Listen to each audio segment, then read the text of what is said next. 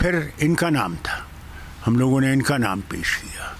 उस वक्त मुसीबत ये हो गई कि फिर यादव में कुछ अनबन हो गई और गुजराल साहब को बनना पड़ा, मगर उसके बाद भी वो खड़े रहे गुजराल साहब को मजबूत करने के लिए, इस वतन को मजबूत करने के लिए और यकजहती को मजबूत करने का। सबसे बड़ी चीज़ तो ये थी, हिंदू, मुस्लिम, सिख, ईसाई, बौद्ध, जितने भी भारत के लोग थे, सबको एक जैसे जो एक माला में पुरेस कर चलाने की बात करते थे।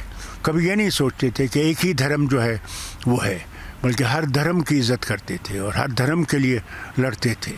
ये इनकी खासियत थी, बहुत बड़ी खासियत थी इनमें, कि हर वक्त यही सोचते थे कि कैसे ये जो नफ़रतें पैदा हो रही हैं, इन दूरियों को कैसे कम किया जाए, कैसे जोड़ा जाए।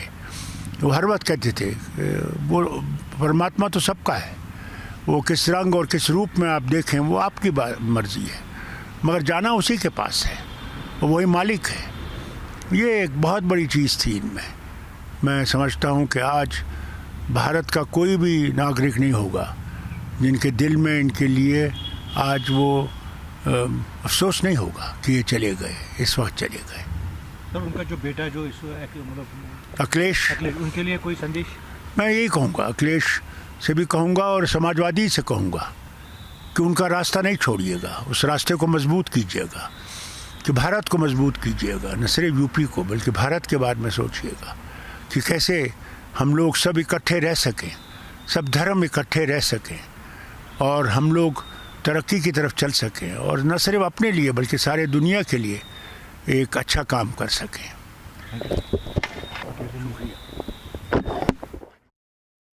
Farooq Abdullah, the chairman of the NC over there, speaking about the period in about 1996 when actually it was Mulayam Singh Yadav whose name actually went in for the Prime Minister's post. Now, that of course was not to be because that was a post by Lalu Prasad Yadav. So it was in 1996 that actually Mulayam Singh Yadav came very, very close to becoming the Prime Minister of the country. He served as the 3-time Chief Minister of Uttar Pradesh. He was also the Defence Minister of the country, and the defence forces at that point in time did see a lot of modernization that actually took place. A large number of political leaders actually say that he was the man who was responsible for the induction of the Sukhoi into the Indian Armed Forces. But he was someone who at an early age of 15 actually was so inspired by Ram Manohar. होकर के आएंगे, लेकिन आज दुखद समाचार मिला है। मैं भी इस समाचार से दुखी हूँ और जो उनके परिजन हैं, समर्थक हैं, उन सब को भगवान यह दुख सहन करने की शक्ति प्रदान करे, ऐसी प्रार्थना करता हूँ। कितनी बड़ी क्षति है? देखिए, राजनीतिक दृष्टि से तो मैं अगर कहूँ कि एक युग का अंत हुआ है तो गलत नहीं होगा। मुलायम सिंह जी की जो राजनीति थी वो एक अलग प्रकार की राजनीति थी।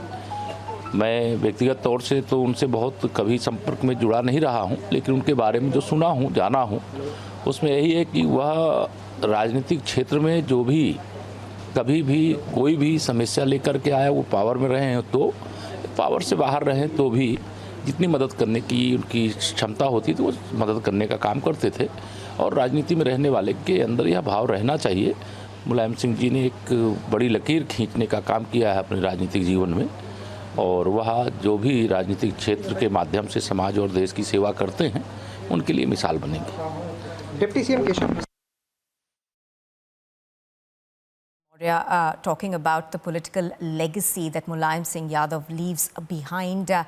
Just to give our viewers a very, very quick update in terms of the sad news that came in this morning. The Samajwadi Party patriarch and the 3-time Chief Minister of Uttar Pradesh passed away early this morning. He was 82. He was considered, of course, a very key component of opposition politics, though ill health had forced him out of the limelight on the national stage for the last few years. Now, we are going to dip in and listen into one of the debates where Mulayam Singh Yadav actually participated in 2019.